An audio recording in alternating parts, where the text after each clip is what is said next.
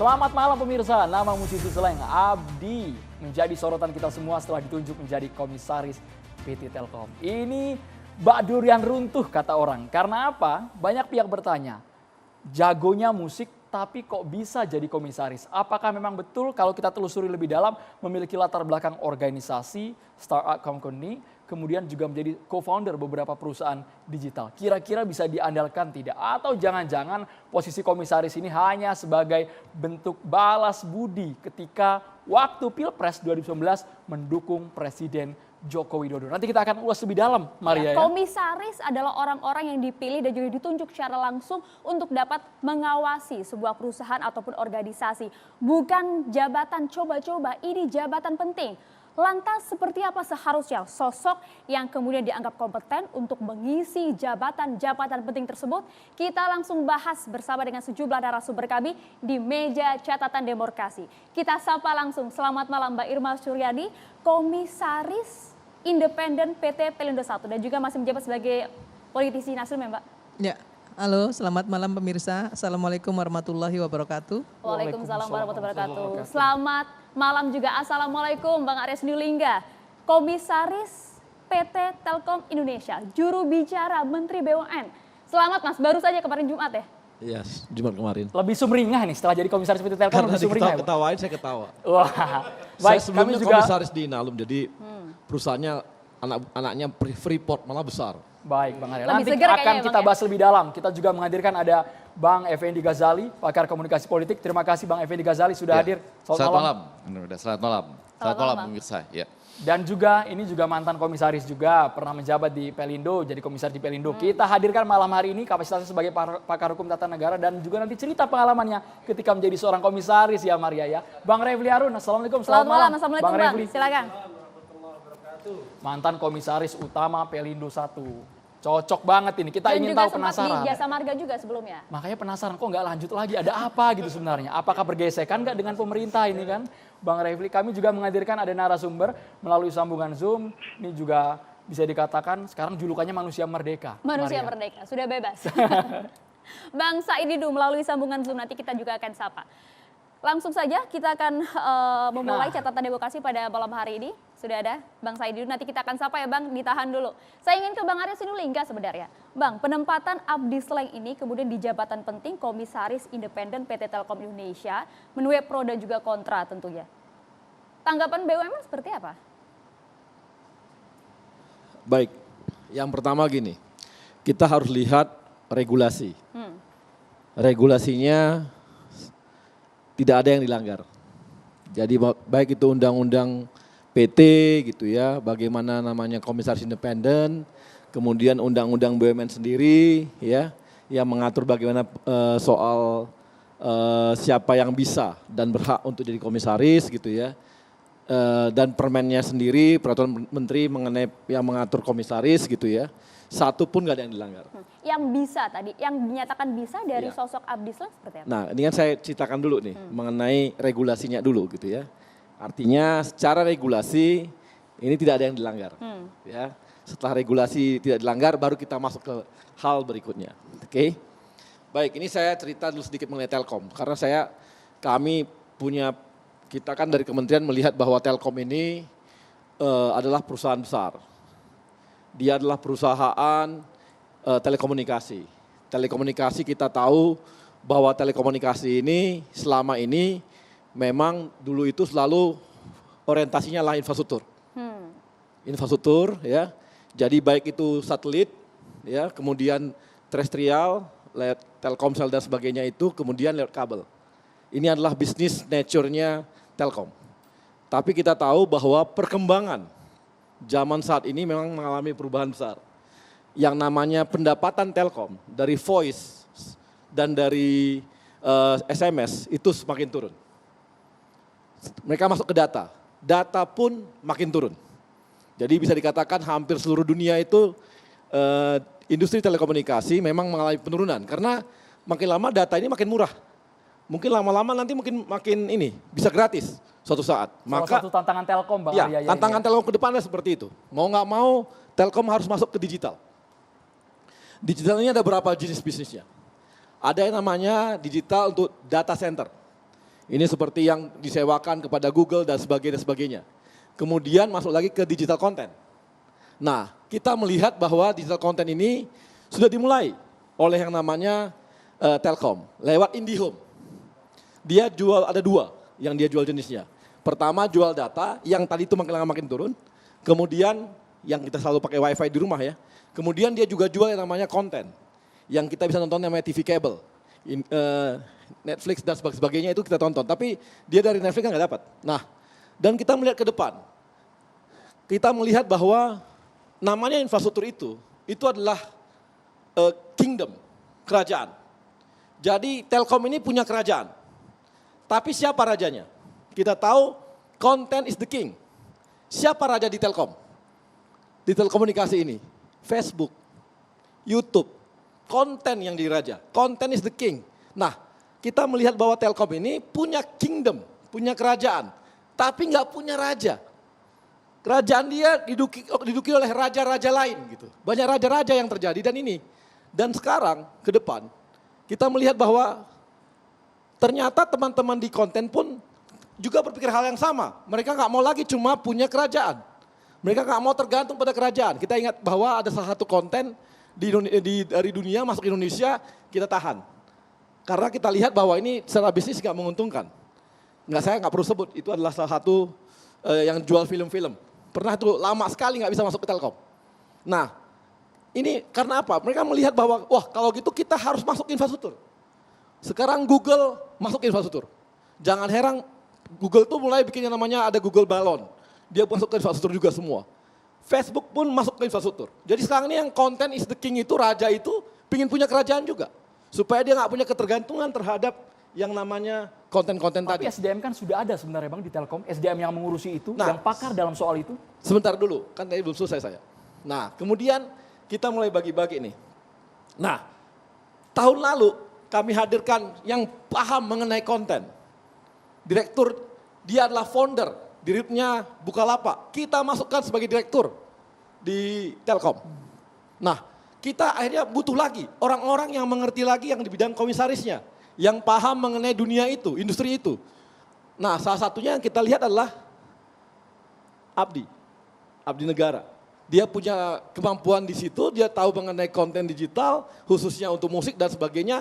Secara itu dia paham. Kemudian itu satu. Yang kedua, Abdi ini adalah seniman yang tidak seniman ansih gitu. Dia tidak hanya sekedar pemain gitar atau pemain musik. Dia adalah seorang manajer yang memang bisa manajemenin banyak hal. Kita tahu banyak sekali panggung-panggung besar di Indonesia itu yang dia manajemenin. Kemudian dia juga punya perusahaan dan sebagainya. Jadi secara korporasi kita melihat bahwa dia tidak sekedar seniman. Orang tahu semua berapa banyak penyanyi, klub-klub, band-band dan sebagainya yang lahir dari tangannya kawan-kawan slang. Banyak banget. Banyak band-band di lokal di Indonesia ini dihadirkan oleh manajemen mereka. Dan mereka manajemenin semua seniman-seniman ini. Jadi kemampuan secara manajemennya oke. Dan kemudian pengetahuan mengenai digital, konten digitalnya juga oke. Makanya Abdi kita ambil sebagai komisaris di Telkom. Oke, kompetensinya dianggap tepat dan juga cocok berada di Telkom Indonesia. Ya. Ada pertanyaan, Ya. Bang Arya, dari para netizen melalui Twitter kami. Langsung masuk ya. Masih Sudah segmen pertama ada. udah banyak yang Sudah nanya ada nih ke dari narasumber ya. beberapa jam yang lalu. Kita akan tanyakan juga nih khusus untuk Bang Arya Sinulinga. Ya. Bang Arya, jika kemudian memang Bu Irma mungkin dan juga Mas Abdi bukan relawan Jokowi, apakah tetap akan dipilih jadi komisaris BUMN? Banyak. Komisaris BUMN itu ada 5. Ada 9 mungkin lebih. Banyak sekali komisaris dan itu semua tidak hanya siapa. Ada ahli hukum, ada ahli banyak ahli seperti menteri kemarin ya, ada Ristek masuk, kita karena pengen menteri yang masuk situ. Baru kali ini ada banyak sekali mantan-mantan menteri masuk. Karena mereka punya kompetensi untuk itu gitu. Mantan-mantan menteri kita masukkan sebagai bagian Yang dari juga komisaris. ternyata relawan Jokowi Ma'ruf Amin kemarin begitu ya Bang? Jangan dilihat dari situnya. tapi dilihat dari kemampuannya gitu. Tapi kan jelas Bang, mencolok Bang. Kemarin memprakarsai konser 2 jari mendukung Jokowi, kemudian juga berpartisipasi pada Asian Games. Kita ingat yang Asian Games kan jadi komisaris semua ini Bang, Erick Thohir. Kemudian Erick Thohir sekarang jadi Menteri Menterinya. BUMN. Erick Thohir jadi Menteri BUMN. Kemudian ada Wisnu Utama, kalau- ada Abdi. Maksud kami Kalau dia nama-nama yang nggak punya mencolok, kema- Bang kalau nggak Arya. punya kemampuan, Nama-nama yang mencolok, gini. nama-nama yang Gini mencolok. Apakah porsinya lebih banyak relawannya atau kompetensinya, Bang Arya? Gini, kita harus melihat kayak Abdi gitu misalnya ya. Kalau dia mau atau sebagainya gitu. Kalau kita lihat lihat kompetensinya, harusnya sejak 2014 kita jadikan jadi komisaris. Bukan sekarang gitu. Kenapa baru sekarang? Loh, karena kita lihat butuh sekarang. Telekomunikasi kan butuhnya sekarang ini. Masalah konten ini gitu. Jadi gini, apakah salah orang yang dikenal oleh pemerintah dekat dengan penguasa menjadi komisaris kalau dia nggak punya kemampuan? Kecuali kalau nggak punya kemampuan gitu. Ini punya kemampuan ya kita masukkan. Nggak ada salahnya. Gitu loh. Bang Nggak ada Refli, salah. ini perlu dijawab Bang Refli. Karena ya memang kalau kita lihat track record dari Abdi Negara, co-founder juga startup digital seperti itu. Banyak Senior. sekali ini bahkan pernah menjadi tergabung dalam Barekraf, kita tahu. Kemudian pernah juga terlibat dalam haki di Kemenkumham ya Bang Arya ya. Dari kompetensinya Bang. Bang Refli melihatnya bagaimana? Apakah memang pantas seperti Ya itu? mana saya tahu kompetensi Abdi. Latar belakang sudah tercantum jelas ini Bang Refli. Iya, jadi gini, kalau kita bicara soal pengangkatan komisaris itu kan semuanya relatif ya. Relatifnya begini, kita susah akan mengatakan bahwa apakah orang ini punya kompetensi atau tidak. Apakah cocok atau tidak, apa motivasinya atau tidak. Kita lihat saja ukuran-ukuran objektifnya terhadap perkembangan perusahaan tersebut misalnya. Atau misalnya bagaimana peran dia selama menjadi komisaris. Nah cuma masalahnya kan Abdi ini kan baru mau jalan. Karena sepanjang pengalaman saya, komisaris itu kan paling tidak ada komisaris utama, ada komisaris Independen, biasa. Ya, nggak komisaris biasa. Kalau komisaris utama, Anda nggak mungkin nggak bisa bekerja, harus bekerja. Karena paling tidak dia harus memimpin korporasi itu rapat-rapat ya. Baik rapat Dewan Komisaris maupun rapat dengan direksi, rapat gabungan. Kalau Anda nggak paham, ya Anda nggak akan bisa memimpin. Bagaimana kalau Anda nggak paham kalau Anda mau memimpin ya? Anda melihat sejumlah Tapi, nama ini 26 komisaris Kalau yang pengalaman kemudian saya, masuk? komisaris lainnya itu ya bisa on off kadang-kadang. Saya punya pengalaman misalnya komisaris dari sebuah kementerian gitu ya. Begitu dia jadi dirjen, itu susahnya minta ampun datang rapat, ya kan? Jadi begitu dia bilang rapat, waduh saya ada urusan dengan mendampingi menteri katanya. Mau bertemu DPR. Begitu rapat berikutnya alasannya katanya saya mau keluar kota. Karena ada kegiatan yang penugasan dari kementeriannya. Saya pikir kapan orang ini bisa bekerja kan? Bang Arya nggak gitu Sebentar kan ya dulu, Bang? sebentar dulu. Saya selesaikan. Kan saya kan bicara satu pengalaman, belum tentu semuanya Dua kan. kali menempati kursi Iya. komisaris. Komisaris utama. Komisaris utama. Nah, tetapi begitu orang tersebut kemudian diberhentikan sebagai dirjen, aktif dia. Nah, alhamdulillah begitu aktif dipecat dia. That's the fact. Ini fakta yang ingin saya ngomong-ngomong Dipecat katakan. karena apa Bang? Dipecat Ya karena karena tidak apa? lagi jadi dirjen. Karena Artinya tidak dia lagi tidak lagi di full. inner circle Oke. kekuasaan. Itu persoalannya. Nah, itu satu ya. Hal lain banyak yang misalnya saya mau share ya. Jadi Bukan gini. karena mengkritisi pemerintah. Kenapa? Enggak lagi menjadi gini. Ada orang yang menjadi komisaris itu karena dia dekat dengan pemerintah, ya. Misalnya dia tim sukses, ya kan? Makanya saya katakan ada layer dijadikan komisaris itu gini. Terlepas dari profesionalisme ya. Layer pertama selemah-lemahnya iman. Anda dekat dengan deputi, itu selemah-lemahnya iman tuh. Yang agak kuat imannya adalah Anda dekat dengan sekretaris menteri atau mungkin juru bicara kementerian mungkin. Yang ketiga, yang kuat lagi imannya adalah Anda dekat dengan menteri BUMN. Itu agak kuat tuh imannya itu. Kalau yang lebih kuat lagi imannya, Anda dekat dengan wakil presiden. Kalau Anda dekat dengan presiden, orang presiden, maka Anda sangat kuat imannya. Makanya kayak Ahok kan, wah dia Bang bebas Refli sekali. iman yang mana Bang? Iman yang kira-kira dekat Saya dengan Menteri selemah-lemahnya BUMN? iman mungkin. Jadi kayak Ahok misalnya, wah dia pede sekali berhadapan sama Erick Thohir pun dia merasa dia satu level kan. Walaupun secara teori kan seharusnya kan komisaris itu ya katakanlah di bawah naungan Kementerian BUMN ya, walaupun sebenarnya kan independen juga bekerjanya. Nah karena itu saya lihat memang saya ingin meraise isu mengenai kita bicara apa? GCG misalnya, Good Corporate Governance. Dalam GCG itu ya kita bicara prinsip-prinsip umum, misalnya transparansi ya kan, misalnya akuntabilitas, profesionalisme ya kan, kemudian juga menghindari konflik of interest gitu ya. Jadi kalau misalnya saya mengkritik misalnya, kayak Telkom ini misalnya, kemarin itu komisarisnya itu ada 2 yang saya catat yang sekarang berhenti. Padahal baru 1 tahun diangkat, misalnya Alex Denny. Alex Denny itu di Kementerian BUMN itu sebagai Deputi Sumber Daya Manusia. Masih enggak? Jangan-jangan udah diberhentikan juga? Masih, Alex Denny. Alex Denny pindah ke Dirjen di Menteri PAN. Nah, that's the point. Saya raise isu itu. Gak apa-apa kan? Nah, waktu itu Alex Denny, begitu dia diangkat menjadi deputi di kantor BUMN, langsung diberikan jabatan sebagai komisaris Telkom. Anda paham nggak? Menjadi komisaris Telkom itu mungkin kalau dengan tantiemnya hampir 1 M, jangan lebih dari 1 M pendapatannya per bulan. Saya rata-rata dengan tantiem ya, bukan hanya honor saja. Jadi siapa yang tidak mau di sana? Nah, baru 1 tahun Alex Denny ketika dia pindah ke kementerian lain, pindahkan juga kan? Saya juga mencatat misalnya Ahmad Fikri Assegaf, itu ahli hukum. Yang menurut saya kemampuannya jauh dibandingkan Rizal Malarangeng kan. Kalau Rizal kan politik, kalau dia itu lawyer yang punya kantor hukum besar di Indonesia ini yang paham betul soal telekomunikasi, hukum dan lain sebagainya. Saya catat kok diberhentikan juga dia. Nah kalau Renal Kasali ya sudahlah nasibnya ya kan.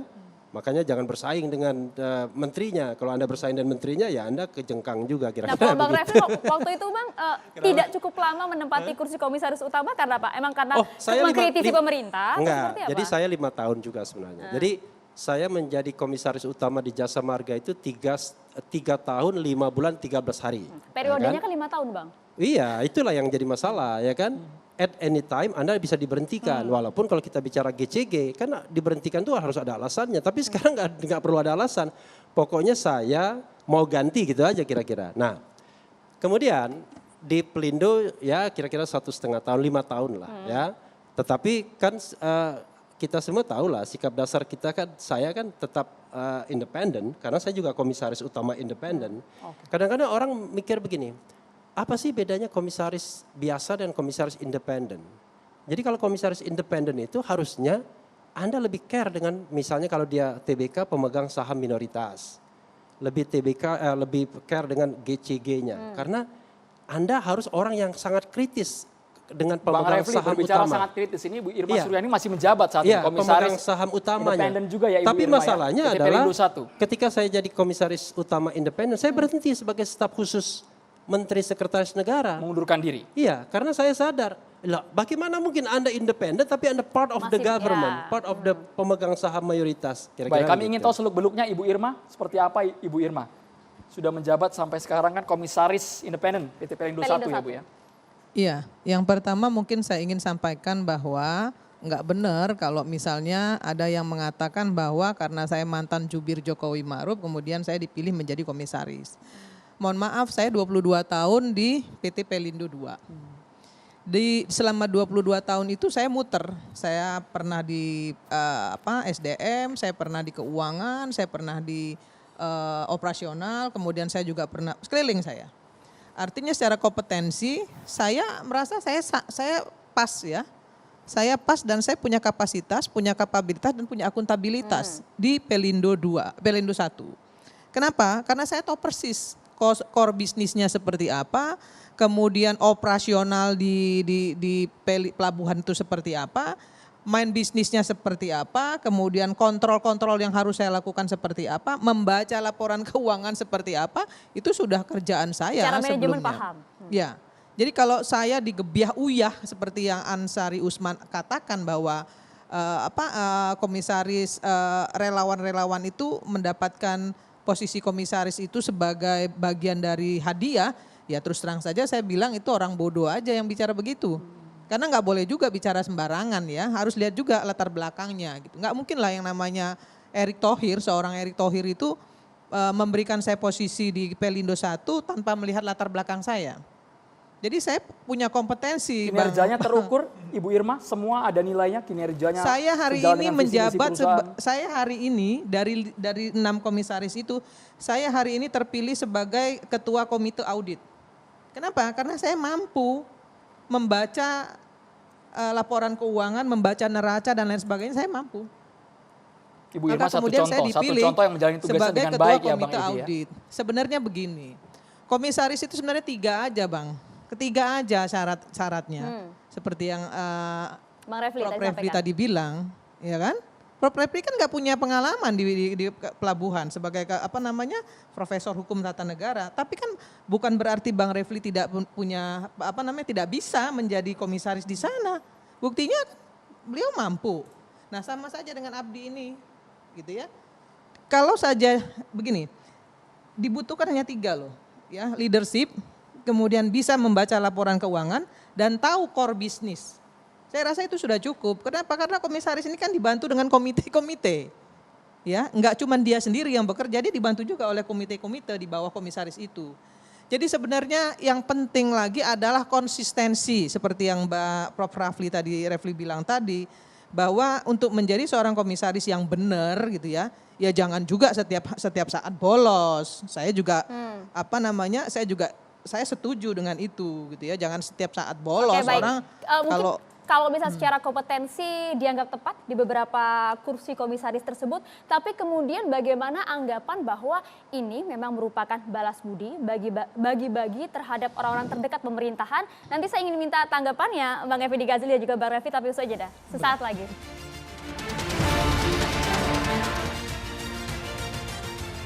Kita langsung ke Bang Effendi Ghazali. Tadi Bang Arya, Bu Irma juga mengatakan tidak ada sebenarnya aturan yang dilanggar, Bang Egy. Tidak ada aturan yang dilanggar, bahkan ya secara kompetensi dilihat dong latar belakangnya. Kalau memang mampu ya sudah ditempatkan. Tidak ada salahnya dengan circle pemerintah dekat. Ya, kan? saya mau mulai dengan 3 posisi dulu agak penting nih. Posisi yang pertama, saya orang yang selalu bahagia melihat orang lain bahagia. Jadi jangan sampai orang lain tiba-tiba jadi komisaris, yang lain itu merasa nggak bahagia karena sirik atau apa. Enggak, saya jauh dari itu. Yang kedua, saya juga belum termasuk dalam komisaris, artinya bukan pengen, tapi tidak dalam posisi orang yang pernah pada waktu jadi komisaris tenang-tenang. Nanti Mungkin waktu imannya perpisahannya kurang kali kalau Bang Refli. marah-marah, enggak, siapa aja lah, enggak mesti ya kan. Sebab dari perpisahan juga perlu dibahas, tapi kemudian pada waktu komisaris tenang-tenang bahagia, begitu berpisah baru kesel-kesel misalnya. Saya kebetulan juga enggak termasuk yang itu. Yang ketiga, saya juga tidak termasuk orang yang nanti di diskusi gini bilang, oh kalau bapak dan ibu kompeten lah. Tapi yang di luar sana mungkin banyak yang nggak kompeten. Enggak, kalau nggak kompeten kita bilang nggak kompeten. Kalau kompeten kita bilang kompeten. Jadi gitu standing ya. point Bang Effendi Ghazali gimana? Nah standing point saya mau mengatakan begini. Tadi kan sesudah Abdi rame-rame lalu siapa lagi begitu. Saya mau mengatakan begini nih, sesuatu yang terbalik dari bapak dan ibu. Dengan adanya hal-hal yang seperti ini, saya jadi melihat bahwa orang-orang yang jadi komisaris di BUMN itu enggak luar biasa betul gitu loh. Baik dari kenapa mereka terpilih sampai kontribusinya bagi bangsa jadi enggak luar biasa betul. Maksudnya gitu. kontribusi buat bangsa nggak ada gitu? Bukan nggak ada, menjadi tidak luar biasa. Nah saya berbahagia bahwa malam ini Bang Arya mengatakan sekarang ada key performance indicator. Betul ya?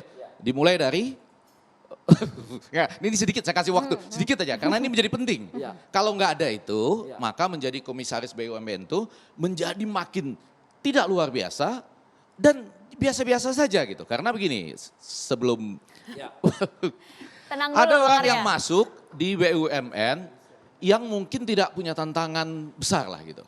Ya, sudah untung, sudah jalan sendiri gitu lah ya. Jadi dia masuk di situasi 7 atau 8 gitu ya. Telkom, Kurang maksudnya lebih. Telkom. Iya itulah misalnya salah satu. Masuk 7 atau 8, selesainya di 7 atau 8 pun nggak ada masalah. Dia masuk di, iya makanya tidak menjadi luar biasa. Tapi dia masuk di BUMN yang minus 6 misalnya. Ya kan? Dia ada di situ, ya mudah-mudahan tidak minus 7 gitu. Tapi kalau dia tetap di minus 6 pun jadi tidak luar biasa karena begitu sulit. Ya. Malah kalau saya tarik lebih jauh ke belakang, di zaman sejarah BUMN ini tentu harus kita mulai dari zaman Belanda kan. Itu dulu Belanda juga mengatur persis sama loh. Sebagai alat pemerintah untuk menata perekonomian. Bahkan dulu salah dua yang diatur sebelumnya itu di zaman-zaman dulu tuh opium dan pegadaian. Anda bisa bayangkan betapa hidup orang menderita tuh. Yang diatur opium dan pegadaian. Di zaman Belanda, bukan di zaman yang Kalau kita sekarang. kembali ke zaman sekarang. Nah, Ini balik ke kan zaman yang posisi sekarang. strategis, Nah, saya mau mengatakan menerima begini. miliaran rupiah juga untuk mereka. Saya pelajari ternyata itu apa.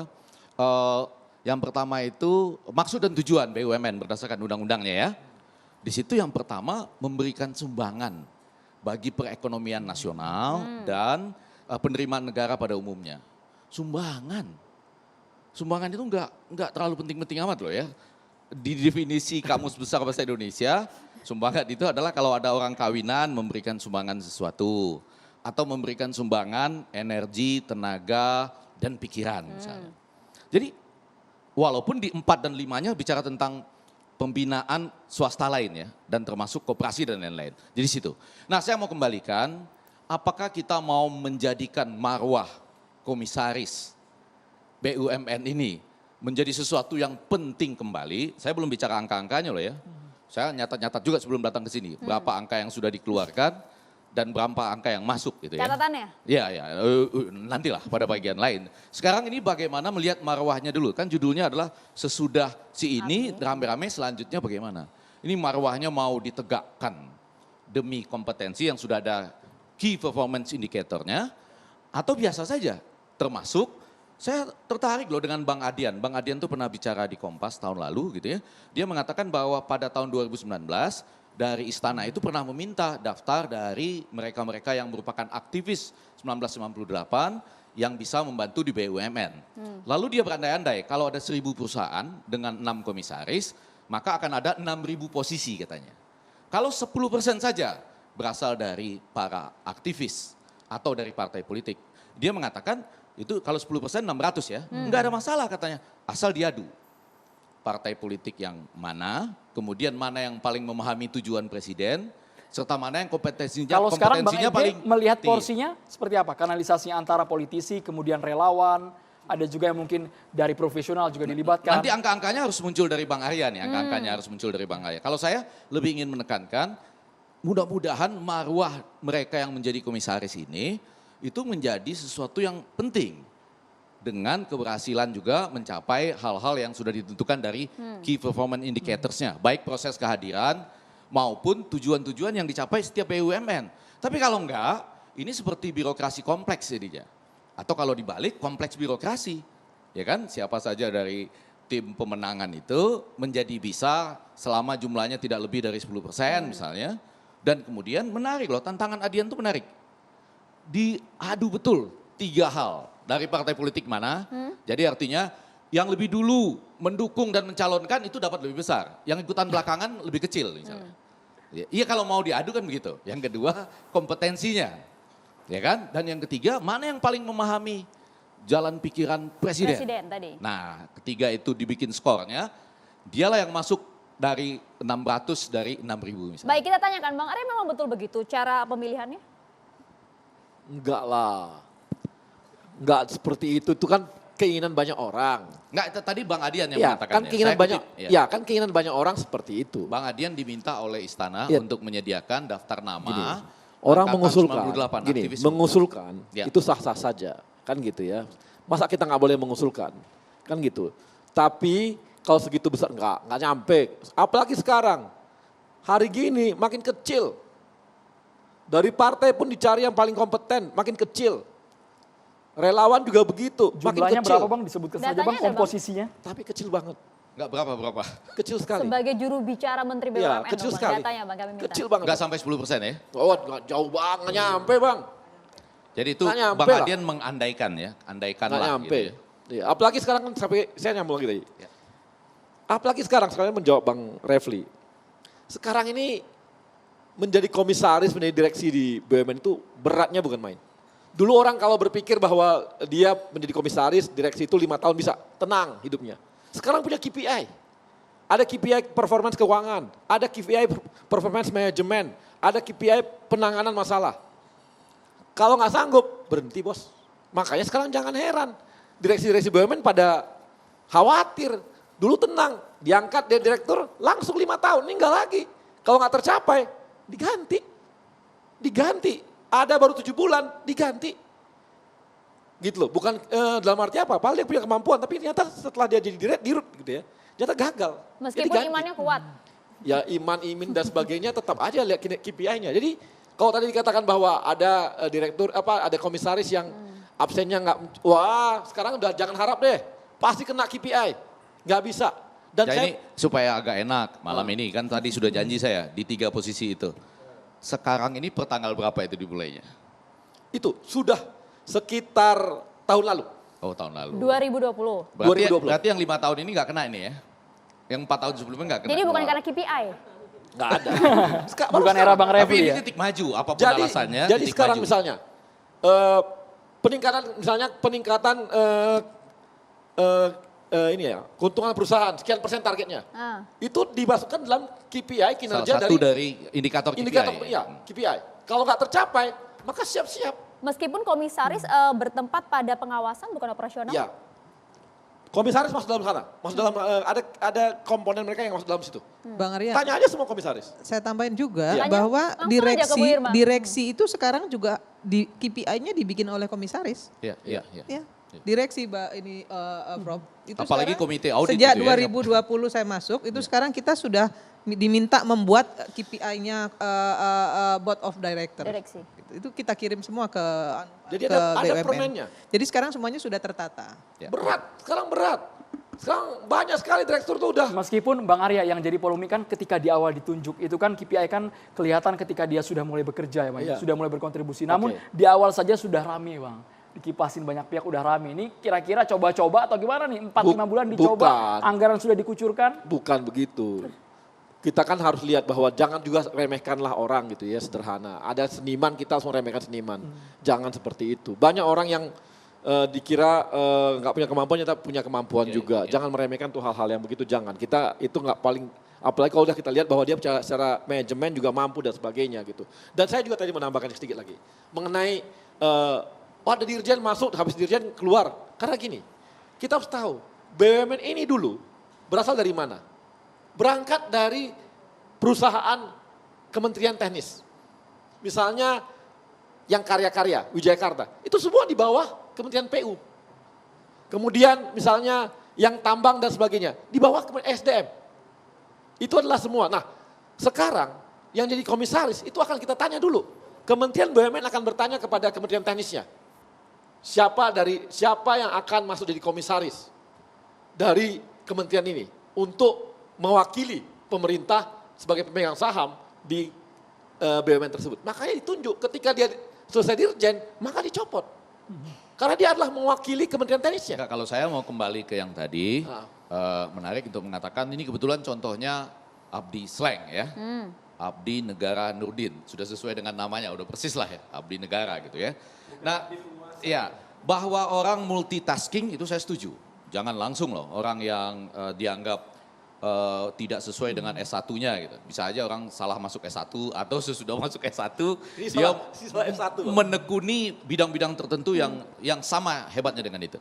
Tapi ketika hari-hari ini sedang jalan, boleh nggak Bang Arya menyampaikan kepada kita, kan pasti akan muncul ketika Abdi Negara Nurdin ini diangkat jadi Telkom, akan muncul suara-suara publik di luar itu ya. Nah Bang Arya malam ini hanya mau mengatakan, kita beri dia dulu kesempatan dan kemudian ada ukuran key performance indicators. Kalau persoalan kompetensinya bagaimana? Lebih pada soal konten tadi. Karena begini Bang, ada juga pertanyaan yang masuk yang cukup berkorelasi dengan pertanyaan dari Bang Effendi Ghazali dari @welly_sitorus64. Betul sah-sah saja bagi-bagi jabatan, tapi akibatnya BUMN nggak maju-maju dong. Banyak hampir pilot karena dijadikan berganding politik. Terlebih periode awal yang jadi menteri BUMN-nya kan juga tim ses, begitu Bang. Emang kalau menteri BUMN tuh, kalau yang pertama dulu ya, yang menteri apa, yang atau sekarang nih? Boleh, yang mana saja? Yang pertama Yang dulu kan sekarang dulu. mantan menteri. Zaman sebelumnya kan pernah menteri juga. Baru yang sekarang menteri BUMN yang sekarang. Masa Anda ragukan dia mengelola perusahaan dan mengerti mengenai korporasi? Apalagi dia punya perusahaan itu kan kita, dari siapa lagi yang kita tunjuk orang yang gak punya kemampuan dong nanti? Ini adalah orang-orang yang punya kemampuan dan punya Waduh, saya itu nggak perlu ngomongin lagi deh kalau yang Baik, gitu ya. sekali lagi ini bukan underestimate, bukan Lucu. meremehkan, ini hanya pertanyaan-pertanyaan publik Iya, tapi yang masuk di lucu. catatan Jadi demokrasi perlu Bang dilihat Arya. itu. Kami coba sampaikan Kalau agar mereka juga lucu clear aja, menangkapnya. Jadi kita kan harus ini juga tuh. Artinya lihat aja. Dan Dan saya sekarang punya tadi aja lebih konkret konten-konten ya Ya. kan ini karena terkait dengan Betul, Konten teman digital kita ya, Bang, ya. Abdi Sleng yang mungkin lagi nonton nih ya kan. Saya ikut mendukung karena kreatif sekali tapi nanti di mana ditempatkan dalam konteks komisaris lalu pengembangan konten-konten. Ini Ya. kan yang Oke. sedang ditanya Karena gini, sama publik. Ini Karena yang kita ditanya tahu- oleh publik Bang Arya, tapi jangan dijawab dulu ya. Kita jeda terlebih dulu. Banyak iklannya Bang di sini Bang. Nanti kita juga akan melibatkan dari Bang Saididu yang sudah bergabung bersama kami. Bang Saididu. Nah, Bang Saididu sudah akan bergabung bersama Halo. kita sesaat lagi. Halo Bang Said, sesaat lagi Bang Said. Selamat Kita malam semua. selamat malam Selamat Bang. malam, Bang. Kita ingin dengar bagaimana perspektif dari Bang Said. Sesaat lagi hanya di catatan demokrasi.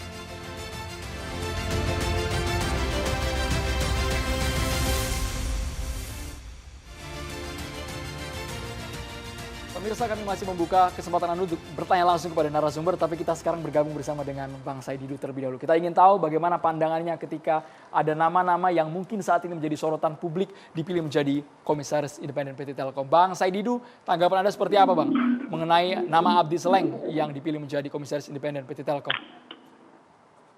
Selamat malam. Saya malam ini senang karena di tengah-tengah pesimisnya saya terhadap BUMN, ternyata masih banyak sekali orang yang ingin BUMN itu selamat dan dikelola secara profesional. Terbukti dari banyaknya suara publik terhadap pengangkatan Abdi Negara Sleng menjadi Komisaris Telkom. Artinya rakyat masih sayang kepada BUMN. Jadi saya titip ke Bung Arya, mendengarkanlah suara rakyat untuk selamatkan BUMN ke depan. Yang kedua, saya ingin menyampaikan juga posisi saya seperti Pak tadi posisi saya adalah saya hanya ingin BUMN selamat dan punya marwah dikelola secara profesional, itu saja. Bang Saididu. Jadi bukan Ya, bukan karena sakit hati. ingin BUMN selamat. Memang saat ini kondisinya kritis atau bagaimana? Ya, banyak yang kritis, tapi nanti kita bahas di topik lain lah. Nah, saya ingin katakan, mencoba dulu apa sih sebenarnya persyaratan menjadi komisaris. Ya. Adalah benar apa dikatakan Bung Arya tadi, tidak ada aturan yang dilanggar. Karena aturannya memang sangat longgar. Karena di dalam undang-undang, peraturan PP dan peraturan menteri, itu hanya menyatakan memiliki kompetensi, memiliki integritas, memiliki pengalaman di bidang korporasi. Hanya itu saja. Nah, kalau bobotnya itu bisa 1 sampai 10. Nah, asal memiliki bobot itu tidak melanggar undang-undang. Pertanyaannya, bobot seperti apa yang dibutuhkan di Telkom? Nah, Telkom itu saya katakan itu BUMN kelas A yang bertaraf internasional. Nah, saya dulu mencoba membagi terus, ada 4 kelas BUMN itu, A, B, C, dan D. Kelas A adalah perusahaan yang betul-betul bertaraf internasional. Kompetensi orang-orang yang harus duduk di sana adalah kompetensi internasional. Akhirnya, orang terbaik di Indonesia di bidang itulah yang duduk di kelas A, apalagi di komisaris. Kelas B adalah orang-orang yang terbaik di kawasan ASEAN atau Indonesia. Yang C adalah yang terbaik di Indonesia. Yang D adalah biasanya yang lebih susah. Perusahaan kecil. Nah, Telkom adalah kelas A. Nah, sehingga orang yang ditempatkan di sana, kalau memang kompetensi, maka kompetensi terbaik. Saya sekali lagi tidak menyatakan Abdi Negara itu tidak kompeten, tapi kompetensinya terbaik adalah di musik. Kompetensi terbaiknya adalah di event organizer. Itu kompetensi terbaiknya. Nah, coba carikan tempat yang sesuai kompetensi terbaiknya. Nah, tadi dikatakan dia ahli konten. Saya mengecek, saya tidak menemukan nama itu di dalam ahli konten. Nah, jadi itu sebenarnya pertanyaan-pertanyaan. Jadi ini hanya marwahnya BUMN. Akhirnya, untuk menghindari bahwa siapapun boleh menjadi komisaris BUMN. Karena BUMN itu adalah tempat gengsi juga. Saya saja dulu tidak berani masuk komisaris yang besar-besar. Karena saya menganggap, walaupun saya sekretaris Kementerian BUMN. Karena saya menganggap kompetensi saya belum kelas A. Saya nggak berani pada asesmen, saya bisa menempatkan di mana saja. Tapi saya menyadari diri saya bukan kelas A di kompetensi itu. Bang Said Didu, Ya, Anda menyatakan bahwa Abdi memiliki kompetensi terbaik di bidang musik dan juga konten. Tapi kan boleh-boleh saja kalau dielaborasi dengan PT Telkom yang saat ini mungkin gencar memproduksi konten-konten digital. Masih ada korelasinya kan, Bang Said?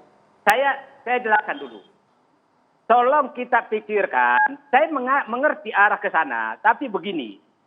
Tunjukkan saya perusahaan telekomunikasi yang betul-betul juga merangkap perusahaan konten di dunia. Tidak ada.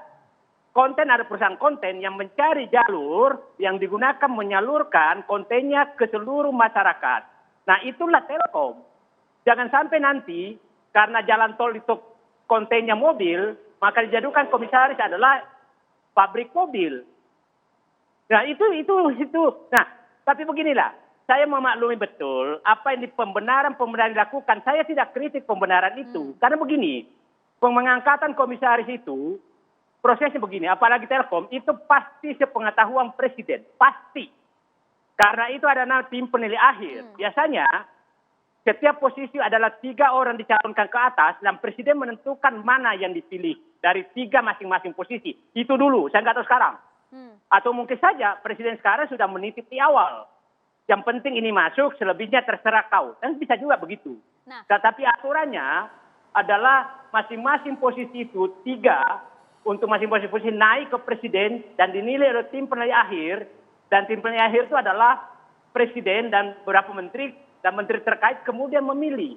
Saya nggak tahu sekarang, Bung Arya mungkin Bang tahu Said, bagaimana prosesnya sekarang. Bang Said Didu, kami juga melibatkan netizen untuk bertanya langsung Bang. Ini ke Abang ini, pertanyaannya dari Andri Bang. Andri ini menanyakan, yang nyinyir kali ini kalau nanti pihaknya yang berkuasa juga jangan-jangan sama-sama bagi-bagi jabatan. Jadi siapapun yang nanti berkuasa ya siapa tahu circle terdekatnya dulu pasti yang dipilih. Itu Iya. pertanyaan dari Andri. Ada Bang juga Said yang Didu. masuk kemudian Bang Saididu dari Andre, katanya sah-sah dan legal saja sebenarnya, pantas-pantas saja. Namun pertanyaannya, efektif tidak orang-orang yang diangkat, kompeten tidak di bidang usaha yang dijabatnya? Menurut Bang Saididu? Saya bilang sah-sah, semua sah saja. Disitulah uji seorang birokrat, seorang pengambil keputusan. Saya katakan dulu, saya waktu asesmen BUMN merangkap ketua tim evaluasi ketua tim evaluasi seleksi direksi dan komisaris BUMN. Itu di meja saya ada 970 CP dari Istana, Merdeka Utara, Merdeka Selatan, dan relawan. Apa yang saya lakukan adalah saya buang ke tong sampah, hanya 100 yang ikut seleksi, dan itu yang lulus paling kayaknya sekitar nggak sampai 20 orang. Nah, disitulah diuji orang menjalankan amanah. Apakah amanah yang diberikan ke dia itu dilaksanakan dengan baik. Nah, tidak ada salahnya, masukkan saja diseleksi, tapi kalau nggak cocok buang ke tong sampah. Itu normal-normal saja gitu. Enggak. Maksud kami seperti ini, Bang Said. Dampak fatalnya apa menurut Anda kalau memang orang-orang ini dipilih? Begini, saya katakan begini. Biasanya ya, jangan sampai dianggap mundur lagi. Biasanya komisaris yang tidak punya kompetensi itu akan menjadi penikmat jabatan di dalam BUMN. Itu biasanya. Nah, dia penikmat jabatan atau yang paling jauh lagi adalah dia menjadi pintu intervensi ke BUMN. Baik. Karena dia tidak punya kompetensi. Nah, saya berharap nanti mungkin Bung Arya bisa membantu karena Bung Arya sama-sama di Komisaris Telkom. Kita dengarkanlah apa sih omongannya Sleng di dalam rapat supaya kita tahu. Nah, tadi Bung Arya menyatakan bahwa menempatkan salah satu direktur dari ahli konten ke Telkom. Nah, biasanya komisaris itu lebih pintar dari direksi. Kalau saya melihat CV yang direksi Telkom itu lebih tinggi daripada kompetensinya daripada Abdi Sleng. Bagaimana orang kompetensinya lebih rendah mengarahkan orang yang kompetensinya lebih tinggi? Karena begini, komisaris memberikan arahan loh. Dan memberikan arahan. Sampai situ Jadi dulu harus Bang, ini boleh kompetensinya dijawab lebih langsung tinggi. Bang Arya. Bang Arya, boleh langsung dijawab Bang Arya? Kalau nanti dibilang lebih pintar komisaris, saya rasa dulu Bang Said Didu juga di Antam tambang kan bukan lebih pintar juga daripada dirut-dirutnya tambang itu. Clear itu. Enggak, Ini clear ya, clear. dalam Saya makanya Bang, jangan pakai definisi itu. Karena abang nanti kena juga gitu. Bagus kita. Bukan. Tapi Saya apakah izinkan abang juga. gagal? Tapi apakah abang gagal? Enggak. Ternyata abang berhasil sebagai komisaris di sana. Loh, saya good governance yang saya pegang, bukan ahli tambang. Ini kan benchmark kan sama-sama ahli konten, Mas. Loh, Oke? gini ya. Enggak. Saya mau beritahu bahwa tadi kan Anda bilang bahwa komisaris lebih pintar daripada direksinya. Saya beritahu bahwa pada saat Pak Said Didu jadi komisaris di Antam, Bapak nggak lebih pintar daripada mereka, tapi Bukan. tapi abang punya kemampuan untuk pengawasan. Kan gitu. Dan abang Enggak, berhasil. Saya bilang, saya nggak mengatakan, nggak ada yang mengatakan abang gagal di Antam. Itu Bukan. juga bukti. Tadi Gitu. Bung Arya menyatakan ada ahli konten direksi, masuklah selain ahli konten juga. Itu kan benchmarknya sama gitu loh, Mas. Jadi jangan sampai direksinya lebih jago daripada komisarisnya, itu saja. Dalam hal konten loh. Iya, tapi kan artinya ada pengawasan hal lain, Bang. Kita kan beritahu juga itu, Iyalah, saya benar. Pembenaran saya terima semua. Bukan pembenaran ini lah. Nanti abang Iya, pembenaran. ketika abang kemarin diangkat jadi komisaris dibilang pembenaran juga kan enggak juga. Loh, bukan. Kan Saya gitu. Ya, saya nggak seperti bandingkan itu, sapi gitu loh. dengan sapi. Nggak seperti kambing itu. dengan kambing. Itu orang yang pernah sekolah. Ya bisa saya tambahkan ya. Gini, ini kan refleksi saya berdasarkan pengalaman. Menurut saya begini, syarat komisaris itu saya membayangkan minimal dia harus punya satu dari kemampuan teknis ini atau kemampuan ilmu ini ya. Tapi kemudian bungkusnya adalah integritas. Jadi integritas itu is a must. Nah satu itu pertama adalah dia punya pengetahuan di bidang ekonomi secara umum, manajemen. Bagus lagi kalau dia bisa baca financial statement misalnya, laporan keuangan. Jadi dia paham soal itu. Tapi kan kita tidak Superman ya. Artinya kita tahu semuanya, kan nggak mungkin. Yang kedua, paling tidak dia tahu pengetahuan teknis tempat di mana perusahaan tersebut melakukan usahanya. Jadi ada pengetahuan teknis yang dia tahu dan sangat paham sehingga dia pantas di sana. Nah ketiga, karena saya orang hukum dan jangan lupa yang namanya komisaris itu pengawas. Dia harus paham yang namanya aturan hukum. Karena kalau dia nggak tahu hukum, maka kemudian dia tidak bisa menjadi pengawas yang baik. Tapi satu atau salah dua, salah tiga dari pengetahuan ini, kalau kita punya tiga-tiganya good kita. Tapi kalau tidak minimal satu ya, harus dibungkus oleh integritas. Tetapi kan kita bicara mengenai era good governance. Kita bicara tentang clean government. Karena ini government juga, tidak hanya good corporate governance. Memang kriterianya itu harus dibuat di awal sesungguhnya, gitu loh. Jadi gini. Nyambung sedikit bahwa kalau kriterianya tidak dibuat di awal, jadinya pembenaran. Jadinya pembenaran, jangan Jadi, sampai seperti itu. Kriterianya harus di awal, lalu kemudian saya membayangkan kalau saya Menteri BUMN, saya kompetisikan saja biar Ibu Irma mendapatkan sekalian putra menanggapi Bang terbaik. Said Didu Ya. ini perlu juga. Ibu Irma. Putra mendapatkan putra terbaik. Tapi kalau kita mendapatkan level kemampuan yang sama, ya preferensi itu biasa. Baik. Biasa.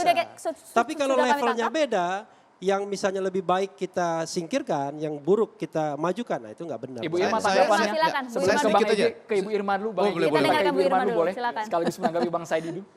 Iya, boleh-boleh aja Bang Said Didu tadi mengatakan bahwa ada banyak hal yang harus dilakukan kritisi. Saya orang yang nggak anti kritik. Saya kira bagus-bagus saja. Tapi perlu diingat gitu ya, perlu diingat juga kalau Bang Said Didu mengatakan bahwa komisaris itu harus lebih pintar dari direksi itu juga nggak benar juga. Secara gitu ya. logika? Iya enggak juga, karena apa? Karena kan di komisaris itu dibagi banyak, kita ada 6 orang dan situ dibagi, kompetensi dibagi-bagi. Jadi saya misalnya ngurusin keuangan karena saya ketua komite audit. Kemudian ada yang dinumerisasi, kemudian ada lagi misalnya yang ngurusin operasional. Kami bagi, kalau di Pelindo hari ini, di Pelindo 1 kita bagi. Tugas itu kita bagi rata. Jadi pertanggungjawaban kita kepada pemegang saham, kepada publik juga jelas gitu. Jadi nggak seperti yang dulu-dulu Bang Saididu. Kalau dulu-dulu mungkin, Oke. tapi kalau yang sekarang karena sejak saya masuk di 2020 itu semua sudah berubah. Baik, Bang Jauh Saididu. perubahannya Jadi sejak ternyata dipegang tidak oleh Pak harus Erik lebih itu jauh pintar kok sekali. dari direksinya, Bang. Bang Saididu silakan. Halo. Tidak harus lebih Begini, pintar. logika, saya setuju tidak semua pintar, tapi begini, tugas komisaris adalah memberikan arahan dan pengawasan kepada pelaksanaan direksi. Bagaimana seorang yang lebih bodoh mengawasi yang lebih pintar? Itu saja logikanya. Kalau memang kurang pintar, ya cari yang lebih pintar. Kalau kurang pintar lagi, pendidikan tambahkan, gitu loh. Jangan Bang, menyatakan tidak perlu pintar, harus pintar. Clear saya. Sorry Bang, sorry. Bukan berarti dia bodoh. Kalau dia tidak lebih pintar dari direksi. Kalau direksi itu kan juga terbagi. Ada direktur keuangan, ada direktur operasional, dan nggak semua direksi itu mengetahui gitu ya. Jadi sebentar. Jadi sebentar. Saya mau sampaikan dulu. Contoh begini Bang ya. Direktur keuangan dia nggak ngerti operasional. Nggak ngerti operasional, tapi dia khusus ngurusin soal keuangan. Paham. Komisaris bekerja itu dibantu juga Bang, dibantu oleh komite-komite di situ. Paham, Pak. Ya, Jadi jadi gini, nggak gini, bisa Mbak. juga dikatakan bahwa Begini. kita ini kalau kita nggak lebih pintar berarti kita bodoh. Oh sorry juga, Bukan. nggak begitu. Oke, baik. Kita, Bentar, Bu. kita mampu Bentar. di bidang kita. Pinternya Gitu. sama kali. Oke. Pinternya sama, Oke. tapi bidangnya beda-beda. Bang Oke, baik, Saididu kita Oke. dengarkan Bang Saididu. Iya. Jelas sekali, Bu. Saya tidak menyatakan seorang tahu semua.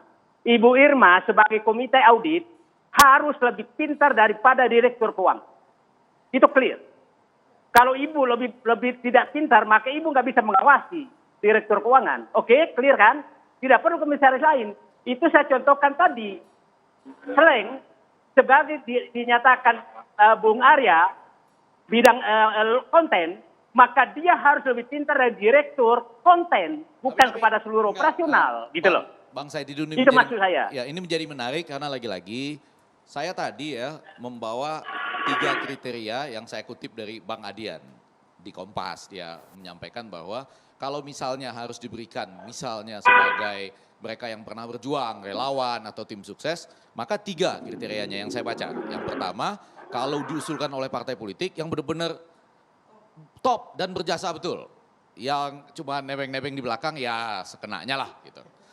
Kompetensi yang kedua, yang ketiga keberpihakan. Betul-betul berpihak pada, ini kan disebut sebagai alat pemerintah untuk menata kebijakan perekonomian. Alat pemerintah loh ini. Nah, tapi kemudian muncul satu pertanyaan agak penting nih, mumpung Bang Saididu ada. Ini komisaris ini rata-rata ditempatkan sebagai yang nama-nama besar ini, komisaris independen. Oke. Betul ya? Kalau Ibu Irma independen ya? Independen. Pertanyaannya ini independen dari apa? Bang Oke, Saididu baik, langsung Bang Saididu. ditanggapi. Pelan-pelan. Apakah pengangkatannya yang independen? Oke. Atau dia Apakah independen tugasnya? dari apa saja? Atau kemudian dia independen dalam arti selama tidak bersuara kritis? Oke, baik. Bang Saididu silakan. Nah, Menarik kan? pertanyaan sangat bagus. Hampir seluruh tim sukses itu diberi gelar komisaris independen. Padahal komisaris independen adalah biasanya diambil dari perguruan tinggi atau diambil orang yang sudah sangat berpengalaman sehingga dianggap tidak bisa ditekan oleh siapapun dalam mengarahkan perusahaan. Adalah agak aneh tim sukses menjadi komisaris independen. Itu agak aneh. Nggak apa-apa lah komisaris nggak independen aja gitu. Jangan dibungkus independen. Karena independen itu menyuarakan suara rakyat. Bagaimana seorang tim sukses bersuara independen itu sangat susah dipahami. Jadi saran saya tidak menolak. Dan gajinya sama aja kok. Gajinya sama aja, tugasnya sama aja. Jadi kalau Bung Arya nanti mengangkat berikutnya, udahlah nggak usah malu-malu, nggak usah kasih komisaris independen lah. Karena pasti nggak independen. Ya, Bang Saididu ini lupa sama regulasi. Independen itu artinya tidak mewakili pemegang saham gitu. Itu clear aja lah. Itu nggak perlu Baik, diperdebatkan. baik. Banyak Itu aja. pertanyaan yang masuk Maria ya. Bang Saididu terima kasih sudah bergabung di Catatan Demokrasi. Nanti kita libatkan Bang Arya. Ada pertanyaan masuk? Ada Maria, pertanyaan, terima boleh kasih banyak dibacakan? Bang Saididu, selamat malam. Ada pertanyaan masuk juga khusus Bang Arya lagi kali ini Bang. Mention nama Bang, mention nama ini ya. mention nama dari Putu Rudi Setiawan. Dengan pernyataan yang selalu repetitif bahwa Abdi menguasai konten. Saya khawatir jangan-jangan Bung Arya sedang bingung antara membahas manajer Telkom dengan komisaris Telkom. Tugas komisaris kan adalah mengawasi bukan mengeksekusi. Tapi di segmen selanjutnya dan kami tunggu juga pertanyaan dari Anda semua melalui Twitter @catatan_demokrasi. Kami hadir sesaat lagi.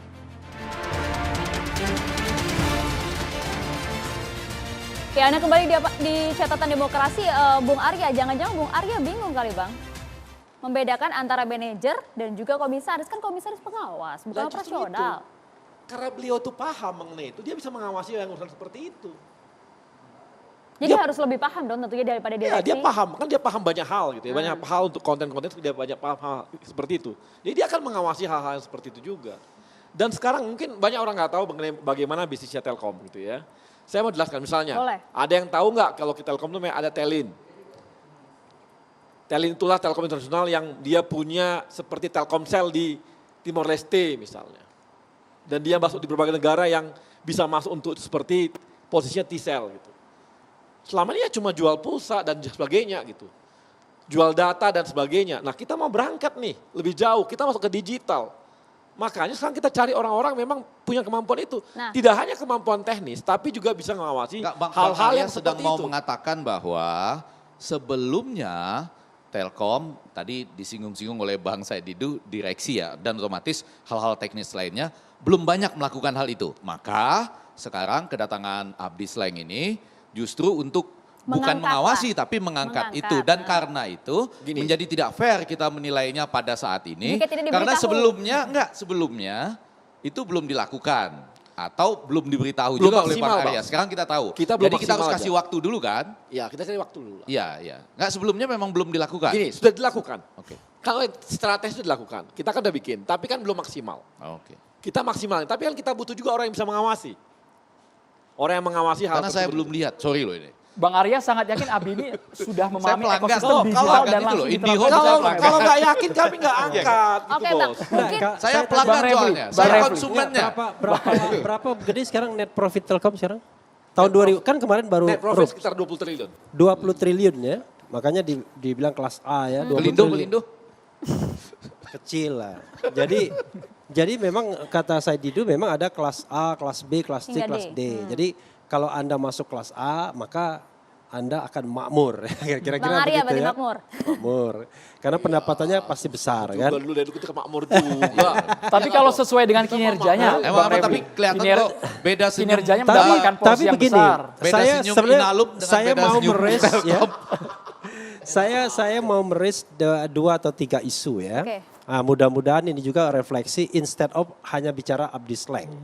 Kalau Abdi Sleng itu katakanlah kita bicara tentang orang meragukan kapasitasnya karena dianggap pemusik dan lain sebagainya. Tetapi decision makernya kan bukan dia. Decision makernya adalah penguasa sendiri tentunya sampai presiden. Tapi ada satu hal yang ingin saya raise isunya ya. Pertama adalah rangkap jabatan, ya kan? Yang kedua adalah wakil menteri menjabat sebagai komisaris. Yang ketiga adalah gaji komisaris itu bahkan lebih besar dibandingkan Presiden Republik Indonesia. Gaji dan tantiemnya. Jadi yang keempat itu ada putusan sebenarnya pertimbangan hukum Mahkamah Konstitusi yang mengatakan wakil menteri itu sebenarnya inkonstitusional. Tapi memang itu masih dalam pertimbangan tidak diamar putusan. Makanya tidak diikuti. Nah saya ingin meres isu mengenai rangkap jabatan ya. Kita bicara tentang yang namanya conflict of interest.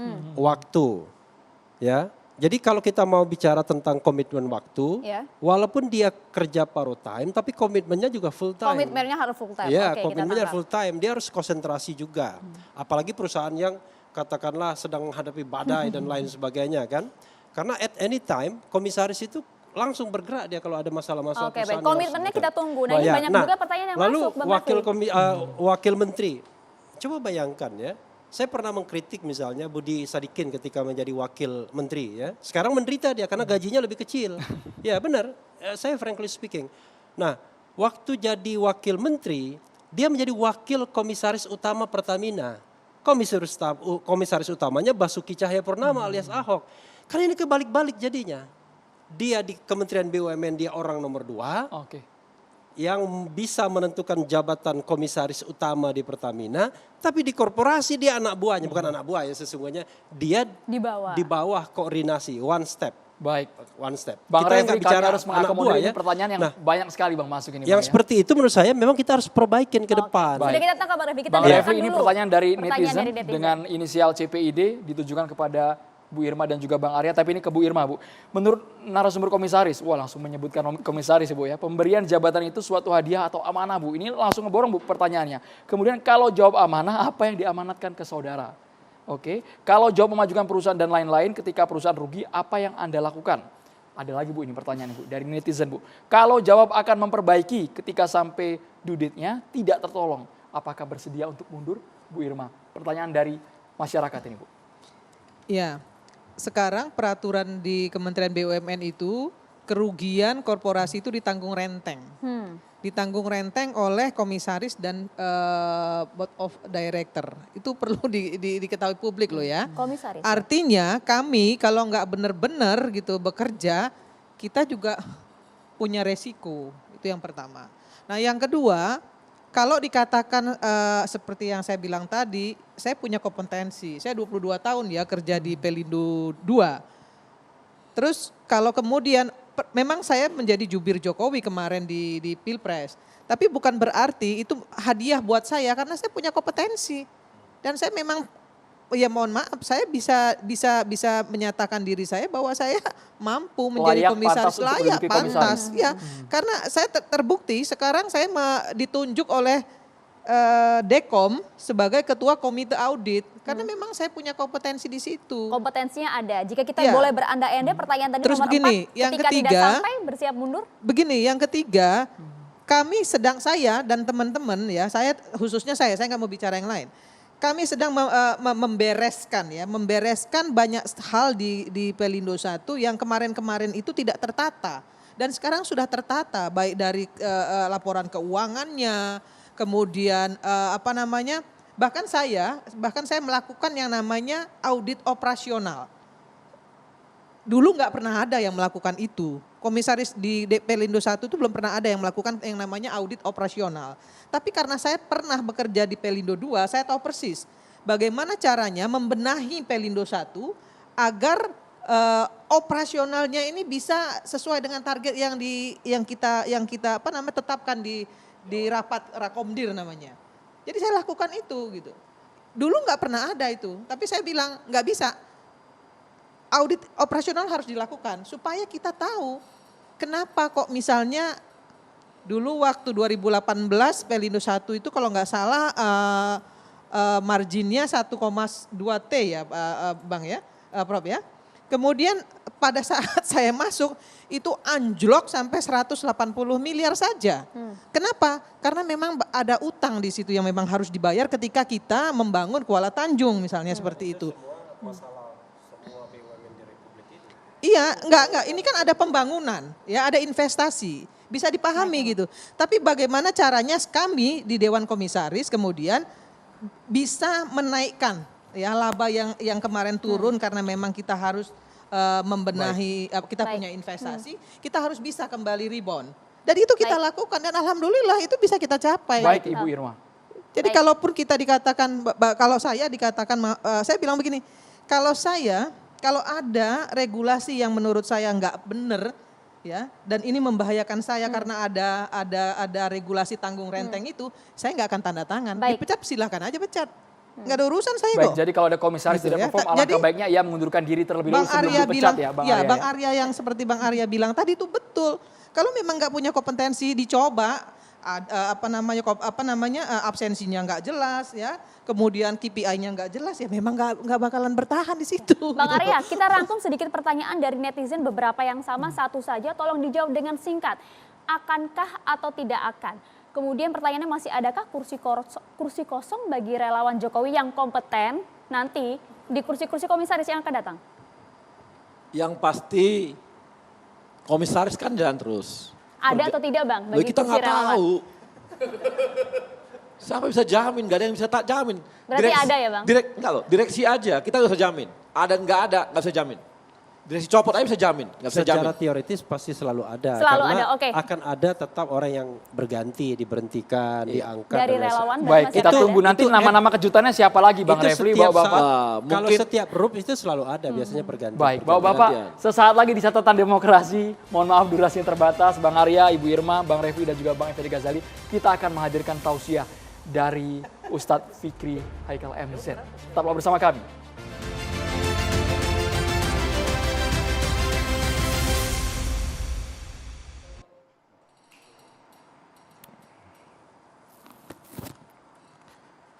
Assalamualaikum warahmatullahi wabarakatuh. Alhamdulillahi rabbil alamin. Wassalatu wassalamu ala asrafil anbiya'i wal mursalin. Sayyidina wa maulana Muhammadin wa ala alihi wa sahbihi ajma'in. Amma ba'du. Yang terhormat Bapak Ibu narasumber malam ini, saudara-saudara kaum muslimin yang saya cintai. Ketika Islam mencapai puncak kejayaannya periode Madinah, Rasulullah Shallallahu Alaihi Wasallam menggunakan politik untuk kemajuan agama Islam. Politik digunakan untuk lebih menguatkan agama, bukan menjual agama untuk kepentingan politik. Saudara-saudara, tetapi pada umumnya kepentingan politik sering melahirkan pro dan kontra. Itu biasa terjadi di iklim demokrasi negara kita. Karena itu sayangnya yang lebih dominan keputusan-keputusan politiknya tidak lain dan tidak bukan ada dua balas. Pertama, balas dendam. Yang kedua, balas jasa. Karena itu setiap keputusan-keputusannya pasti melahirkan pro dan kontra di tengah-tengah masyarakat kita. Dari sisi agama saya ingin mengatakan bahwa Islam menganjurkan kita agar punya sifat husnuzon. Husnuzon kepada manusia, lebih-lebih kepada Allah Subhanahu wa taala. Husnuzon artinya berbaik sangka. Bukankah dalam Islam sendiri sudah diingatkan bahwa kalau kita memiliki dan pasti kita memiliki kekurangan, maka kekurangan kita ditutup oleh orang lain dengan kelebihannya. Begitupun orang lain sebaliknya. Mereka memiliki kekurangan, tentu ditutupi oleh kita yang memiliki kelebihan. Saudara-saudara kaum muslimin yang saya cintai, jabatan merupakan amanah. Menyia-nyiakan amanah, khianat, dan khianat merupakan salah satu bentuk dosa besar kepada Allah Subhanahu wa taala. Saya ingin menyampaikan satu riwayat. Ketika Umar bin Abdul Aziz dilantik menjadi pemimpin, diberikan jabatan, diamanatkan kekuasaan, apa yang terjadi? Umar bin Abdul Aziz melaksanakan pesta. Pesta apa? Bukan pesta meriah nan megah, tapi pesta air mata. Jauh di keheningan malam, Umar bin Abdul Aziz gelar sejadah, melaksanakan salat sunnah, memohon pertolongan Allah sambil berdoa dengan harapan Allah memberikan pertolongan untuk membawa rakyat kepada nilai-nilai kebaikan. Karena itu, sekali lagi saya katakan, bahwa kita dianjurkan oleh agama untuk husnuzon, berbaik sangka kepada sesama, lebih-lebih kepada Allah Subhanahu wa taala. Dan ingatlah, tiap kita tidak ada yang bisa semuanya. Tiap kita pasti punya kekurangan. Kekurangan kita orang lain yang menambal, dan kekurangan orang lain kita juga yang akan menambalnya. Karena itu, mari sama-sama kita mengharap pertolongan dari Allah Subhanahu wa taala. Mereka yang diangkat untuk mengemban sebuah amanat diberikan pertolongan oleh Allah dan bisa membawa bangsa ini menuju kemakmuran. Tetapi perlu saya ingatkan sebuah hadis di mana baginda Nabi besar Muhammad sallallahu alaihi wasallam mengatakan, "Iza usnida apabila satu urusan diserahkan kepada yang bukan ahlinya, fantaziris sa'ah, maka tunggulah kehancurannya.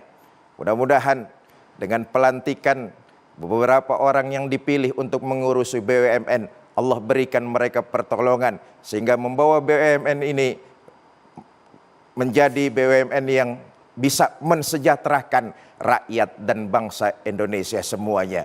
Wallahul muwafiq ila aqwamit thoriq. Assalamualaikum warahmatullahi wabarakatuh. Terima kasih banyak Ustadz Fikri Haikal MZ bisa bergabung bersama kami Ustadz yang sudah menutup catatan demokrasi malam hari ini. Kita tunggu siapapun yang saat ini sudah menduduki posisi komisaris, baik komisaris utama maupun komisaris independen, terobosannya, kerjanya untuk kemajuan bangsa ini. Dan tadi seperti harapan dan juga doa dari Ustadz tadi ya, menjadikan BUMN mensejahterakan rakyat Indonesia. Terima kasih banyak Ustadz, terima kasih Bung Arya. Bang Arya, Bu Irma, Bang Effendi Ghazali dan juga Bang Refli sudah hadir di catatan demokrasi. Bisa kita sambil berdiri semuanya? Ustadz Fikri bisa bergabung bersama kami di tengah. Selamat malam pemirsa, terima kasih sudah menyaksikan catatan demokrasi. Saya Andromeda Merkuri. Saya Maria Asegaf, kita berjumpa di catatan demokrasi minggu depan. Terima kasih. Sampai jumpa.